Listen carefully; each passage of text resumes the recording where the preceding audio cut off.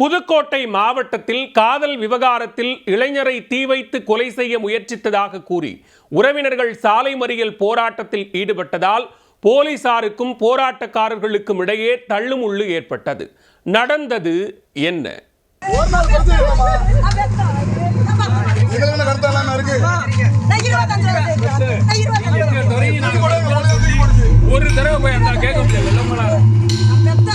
புதுக்கோட்டை மாவட்டம் ஆலங்குடி அருகே உள்ள வணக்கன்காடு கிராமத்தைச் சேர்ந்த தவக்குமார்.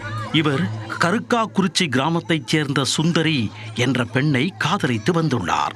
பெண் வீட்டாரின் கடுமையான எதிர்ப்பையும் மீறி கடந்த 5 மாதங்களுக்கு முன்பு சுந்தரியை காதல் திருமணம் செய்து கொண்டார்.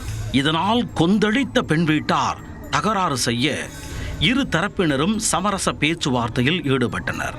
பேச்சுவார்த்தையின் முடிவில் சுந்தரியை தவக்குமார் அவரது பெற்றோர் வீட்டில் கொண்டு வந்து விட்டுள்ளார். இதனிடையே தவக்குமாருக்கும் சுந்தரியின் குடும்பத்தினருக்கும் இடையே மீண்டும் பிரச்சனை எழுந்துள்ளது.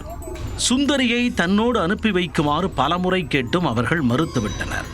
இதனால் ஆவேசமடைந்த தவக்குமார் சுந்தரியின் வீட்டின் முன்பு உடலில் பெட்ரோல் ஊற்றி தீ வைத்துக் கொண்டு தற்கொலைக்கு முயன்றதாக கூறப்படுகிறது.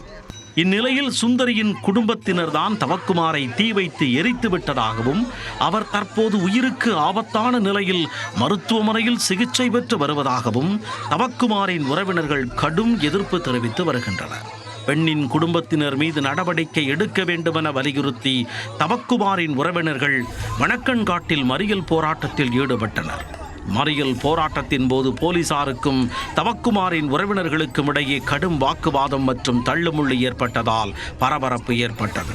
அதன் பின்னர் போலீசார் தவக்குமாரின் உறவினர்களிடம் நிதானமாக பேச்சுவார்த்தை நடத்தி போராட்டத்தை கைவிடச் செய்தனர். இந்த சம்பவம் தொடர்பாக போலீசார் வழக்கு பதிந்து விசாரித்து வருகின்றனர்.